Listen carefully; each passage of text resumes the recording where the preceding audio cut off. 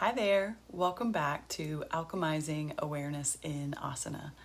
My name is Akasha and I am a yoga teacher, best-selling author, mindfulness and meditation teacher, as well as a consciousness coach, or what I refer to as a soul coach, that really is bridging your human self and your spiritual self so that you can embody divinity in your humanity.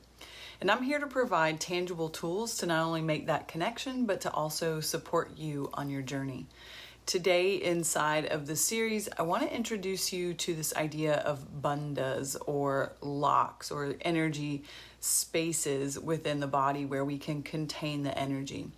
And that's really what these are. These bandhas are spaces in the body where energy escapes, according to Tantra, the philosophy of Tantra.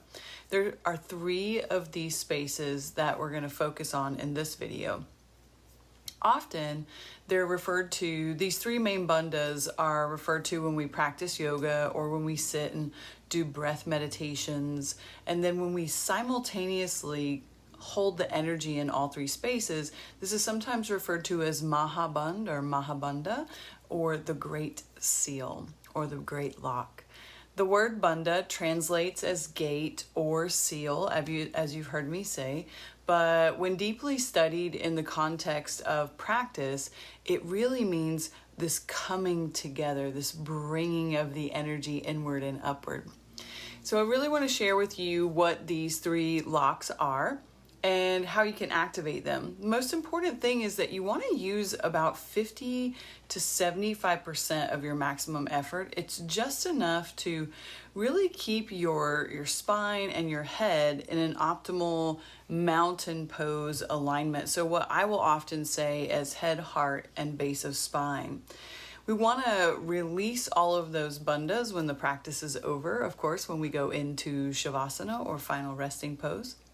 So the first bandha is often referred to, depending on which way you go, bottom to top, top to bottom. I'm going to talk about them from top to bottom. So jalandhara bandha, which is here, this is throat lock, and this can be used throughout your entire pranayama practice or your breath practice, or just on retention of the breath after inhalation.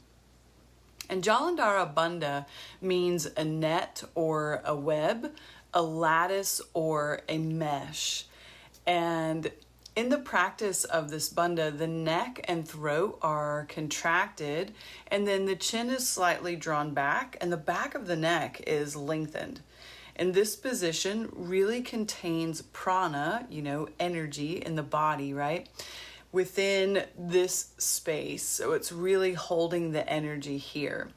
The next lock that we have is right around the navel space, and this is uddiyana bandha with a U, and this is called belly lock a lot of times. And this we will activate during an exhalation and on retention of the breath after an exhalation. So after all of the breath is over and we pull the navel back. So uddiyana translates as flying up.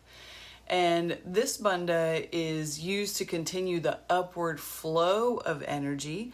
So that would be that kundalini energy, right, through Sushumna Nadi, which is that central channel of the spine.